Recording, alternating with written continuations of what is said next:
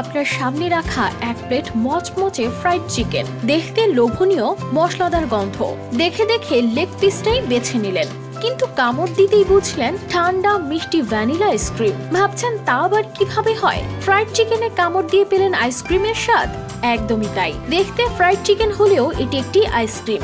চীনের শেনজেনে এই আইসক্রিম এখন ট্রেন্ডিং এ। লস্টের চিকেন লেগ আইসক্রিম নামে পরিচিত এই মজাদার ডেজার্ট প্রথম দেখায় আসল চিকেন বলেই মনে হবে, কিন্তু বাইরে থেকে কুড়মুড়ে হলেও ভিতরে রয়েছে নরম মিষ্টি ভ্যানিলা আইসক্রিম। ক্রেতাদের দাবি, এই আইসক্রিম আসলে খাওয়ার চেয়ে বেশি মজার বন্ধুদের সাথে মজা করার জন্য। কাউকে যদি বলা না হয়, তার মুখের প্রতিক্রিয়া দেখাটাই হবে আসল বিনোদন। কোটি মানুষের আস্থার ভালোবাসায় 11 বারের মতো দেশের 1 নম্বর রেফ্রিজারেটর ব্র্যান্ড ওয়ালটন।